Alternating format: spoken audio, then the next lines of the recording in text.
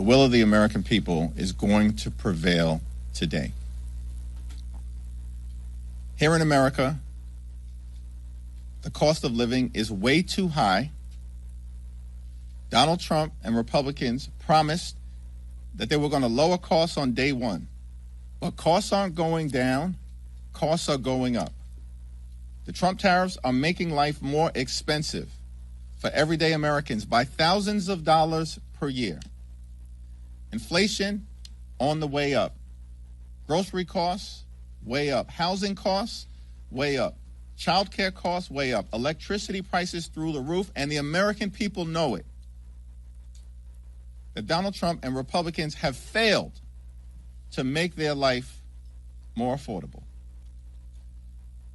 And now in the midst of this 35-day Trump-Republican shutdown, Republicans refuse to extend the Affordable Care Act tax credits, which is going to result in tens of millions of Americans experiencing dramatically increased premiums, copays, and deductibles. In some cases, everyday Americans, working class Americans, and middle class Americans are going to see their health insurance premiums increase by $1,000 or $2,000 per year because of the Republican refusal to extend the Affordable Care Act tax credits. Donald Trump and Republicans in the House and the Senate have failed the American people, and the American people know it. Democrats will continue to fight to lower the high cost of living, to fix our broken health care system, and to clean up corruption. In the Congress, in the courts, and certainly as it relates to Donald Trump and his administration, the most corrupt administration in American history. We want to reopen the government. We want to find a bipartisan path forward toward enacting a spending agreement that actually makes life better for the American people, that lowers costs for the American people, as opposed to the Trump economy where things are getting more expensive by the day. And of course, we have to decisively address the Republican health care crisis that is crushing the American people all across the land. Questions?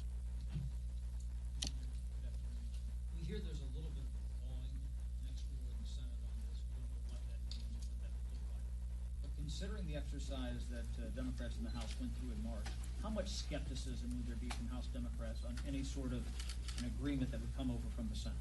We said from the very beginning that we will evaluate in good faith any bipartisan agreement that emerges from the Senate, reopens the government, makes life better for the American people, and decisively addresses the Republican health care crisis. Until we see details, we're not in position to do much more than that. Are you more optimistic than you were at all now, based on what you're hearing from next door? We're in the middle of a 35-day government shutdown. Donald Trump is unlawfully withholding billions of dollars in SNAP benefits from 42 million Americans and 16 million children. There's nothing to be optimistic about relative to the cruelty and the pain that Donald Trump and Republicans continue to inflict on the American people. There's nothing to be optimistic about when it comes to the fact that Donald Trump shut the government down. They're forcing hundreds of thousands of people to be out on furlough or to work without pay. They refuse to address the health care crisis that Republicans have created. In a year where they enacted the largest cut to Medicaid in American history, hospitals, nursing homes, and community-based health centers are closing because of Republican policies all across America. The country is facing the possibility of a $536 billion cut to Medicare at the end of the year if Congress doesn't act. And Republicans are refusing to extend the Affordable Care Act tax credits because they would rather gut the health care of the American people. There's nothing to be optimistic about because of what Trump and Republicans have done to this country. They've gone way too far, and the American people know it, and the results today are going to decisively reflect that fact. Can I follow up on that? Just to put a finer point on that, you said in September, any agreement related to protecting the health care of the American people has to be ironclad and in legislation. It does not sound like whatever agreement comes out of the Senate will be in legislation. Will you accept something that is a handshake deal? It's the same answer that I just gave. Thank you, Mr. Leader. I know that the filibuster is a Senate mechanism, but President Trump has repeatedly, as recently as this morning, called for Senate Republicans to abolish the filibuster, pass the CR with a simple majority, and also a host of other Republican priorities. You've criticized him for not inviting the legislative leaders to the White House to negotiate. What are your thoughts about him continuing to call for the abolishment of the filibuster within the context of his unwillingness to negotiate? Does that indicate to you that he has no interest in sitting down with not only his legislative leaders, but you and Leader Schumer? Well, Donald Trump has taken a my way or the highway approach to his presidency from the very beginning, and he's used to Republicans simply bending the knee to him. Because these Republicans on Capitol Hill, on the House side and on the Senate side, they don't work for the American people. They work for Donald Trump. And so he's going to continue to make his position clear until they eventually cave, which is what they always do. Because Republicans in this Congress have been nothing more than a reckless rubber stamp for Donald Trump's extreme agenda. And Donald Trump keeps making the point that Republicans have shut the government down, and they're the only ones that have the power to open it up. Republicans who have complete control of the House, the Senate, and the presidency. Republicans who are the ones who passed the one big ugly bill without a single Democratic vote. We strongly oppose their one big ugly bill. They passed it on their own because they have complete control of government. And in that one big ugly bill, they enacted the largest cut to Medicaid in American history, ripping health insurance away from 14 million Americans. And at the same time, they cut $186 billion from SNAP. That's the largest cut to nutritional assistance in this country's history. They literally, in July, ripped food from the mouths of hungry children, seniors, and veterans. And all of this was done so that Republicans could provide massive tax breaks to their billionaire donors in their one big ugly bill. And they did it on their own. My way or the highway in terms of jamming extreme Republican ideology down the throats of the American people. And so Donald Trump expects to see more of the same from the puppets that are Republicans in the House and the Senate. You said that Republicans always cave. Leader Thune said that the votes aren't there to abolish the filibuster. Are you saying that ultimately Donald Trump's request or demand will win out? If history is any indication, ultimately, compliant Republicans in the Senate are going to cave to the demands of their puppet master, Donald J. Trump. Thank you, Mr. Leader. Thanks. Thank you, Mr. Leader. This election cycle, Republicans have relied heavily on cultural issues, particularly trans issues. If they lose in Virginia and in New Jersey, what does that say to you about Republicans' reliance and dependence on communicating and messaging on trans issues against Democrats? At this point, it's not a question of if Republicans are going to lose. I was in Virginia earlier today. I was in New Jersey over the weekend. I was in California a few weeks ago. They are going to lose because the American people know that Republican policies have failed them. And it starts with the economy, that Republicans promised to lower the high cost of living. But costs aren't going down in America. Costs are going up.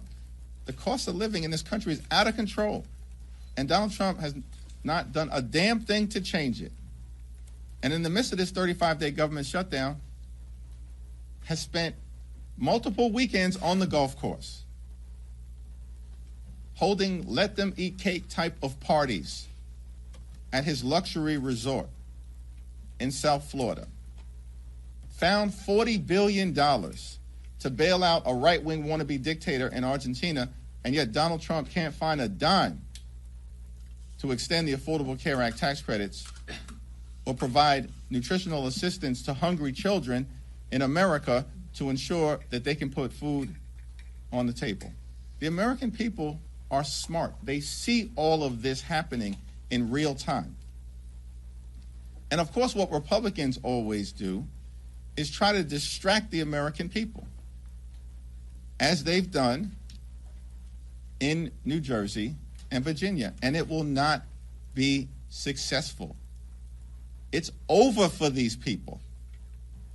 And we're going to see it today, and we're going to see it during the midterm elections next November. At this point, is a record-breaking shutdown a pattern of the Trump administration? It was a 35-day government shutdown during the first Trump administration. This is day 35 of the Trump Republican shutdown. Donald Trump and the Republicans cannot govern. These people are deeply unqualified. And they spent all of last year lying to the American people that they were going to lower the high cost of living, while at the same time distancing themselves from Project 2025. But they've spent all of this year doing nothing to lower the high cost of living. In fact, costs are going up, not down, while they spend all of their time, Republicans spend all of their time implementing the extreme, toxic Project 2025 agenda, including, by the way, as part of Project 2025, ripping away nutritional benefits and SNAP from the American people. I think that's on page 300 or so of Project 2025. Shutting down the federal government, agency by agency by agency, part of Project 2025. Gutting the health care of the American people, as Republicans have done all throughout this year, part of Project 2025. And so the dysfunction, the cruelty, the inability of Republicans to make life better for the American people is, of course, now on full display. And Republicans can't blame anyone other than themselves, because they have complete control of the House, the Senate, and the presidency. Thank you. Thank you so much. On Sunday, you said in an interview that you did not agree that Zohran Mamdani was the future of the Democrat Party. I'm just wondering, do you believe that a Democrat Party embrace of socialism would hurt the party's chance next November? And will there be a Democrat pivot away from Mamdani and more towards the center following today's election? What I made clear is that given the existential nature of Donald Trump, his policies, his cruelty, his failures, the assault on the economy, the assault on health care, the assault on veterans, the assault on farmers, the assault on nutritional assistance, the assault on law-abiding immigrant communities, the assault on the American way of life, the assault on voting rights, the assault on the rule of law, and Donald Trump and Republican assault on democracy itself, that the most significant thing that can be done is for Democrats to take back control of the House of Representatives next year, so we can end this national nightmare and begin the process of marching toward a more perfect union. That's why these elections are going to matter. The midterms will matter. House Democrats will matter in terms of getting this situation turned around. And that's not pillow talk, that's real talk. Yeah, Rep. Swazi and Gottheimer are working on a bipartisan ACA plan with income caps, things like that. Is that something that you support or encourage at all? I think the conversation that has been led by Tom Swazi is being done in good faith and is all part of an effort to address the Republican health care crisis and to find a bipartisan path forward.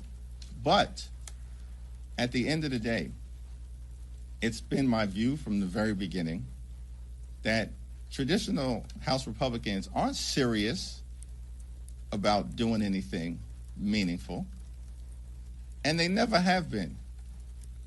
And so while I'm convinced that Tom Swazi, of course, is a common sense leader, and hopefully the Republicans who are communicating with him will get serious this time. But what we have seen over and over and over again, this happened during the course of the One Big Ugly Bill, they made claims about positions that they were going to take, like never cutting Medicaid or protecting the clean energy tax credits, or not ripping nutritional assistance away from children. And then when these so-called traditional conservatives, these swing seat Republicans, were ordered by their boss, Donald Trump, to bend the knee and vote for the one big ugly bill, that's exactly what they did. And so I am hopeful that this time will be different. And Tom Suozzi is a great leader and has articulated principles that are designed to try to find a bipartisan path forward in addressing the Republican healthcare crisis, particularly as it relates to extending the Affordable Care Act tax credits. But it seems to me more likely that if there's a bipartisan agreement to emerge, it will emerge from the Senate, not the House. Leader Jeffries, have the ICE agents who put hands on LaMonica McIver been identified to you? You had vowed to have their names. They have not been identified to me yet. As part of the court case, it's our expectation that they will. Thank you. Thanks. I have a question about California's Proposition 50. I mean, it appears poised to pass pretty comfortably today, and as that momentum has been building the past few weeks, we've seen Democratic efforts in other states reemerge to redistrict, like in Virginia. Has the positive response in California to that effort influenced kind of the efforts of Democrats across the country to go back at, some of these? We've been clear from the very beginning. I said it months ago, that Democrats would not let Donald Trump and Republicans gerrymander the national congressional map as part of their effort to rig the midterm election. We said it months ago. And that California would be the beginning, but that there would be a decisive Democratic response throughout America, from coast to coast, and at all points in between. And now the American people can see that we absolutely are determined and committed to a continuing response that is decisive, that is immediate, that is forceful, and that is designed to ensure that there are free and fair elections in this country when it comes to deciding which party should control Congress in 2026. Democrats will not unilaterally disarm. Democrats recognize the moment that we're in, that the pushback will continue to be ongoing and forceful, and we will not allow Donald Trump and his Republican sycophants to undermine a free and fair national congressional map as part of his toxic effort to rig the midterm elections. If I said it, I meant it. So do you think— Next question.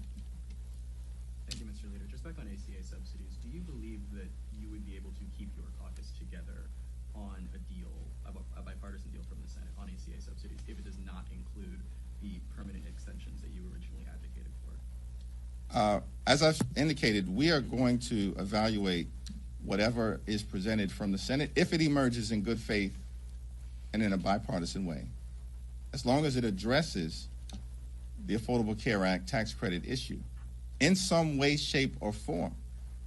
We are in open enrollment right now. Tens of millions of Americans are about to experience their premiums, copays, and deductibles skyrocket. It requires action. And what is clear is that Republicans increasingly understand that. Marjorie Taylor Greene for weeks has made that clear. 13 Republicans in the House wrote to Mike Johnson, the Deputy Speaker of the House, because apparently, according to Donald Trump, he's the Speaker of the House of Representatives. And they said that something needs to happen on the Affordable Care Act tax credits. And now we're seeing movement in the Senate, because apparently Senate Republicans recognize that something needs to happen as it relates to extending the Affordable Care Act tax credit. So we'll evaluate any agreement if an agreement is presented to us as a caucus, but not before that. Assuming that there is a bipartisan agreement in the Senate done in good faith, do you believe that House Speaker Mike Johnson would be able to deliver that on his end in good faith in the House? I think that depends on, whether Donald Trump orders him to do it or not. Thank you, Leader.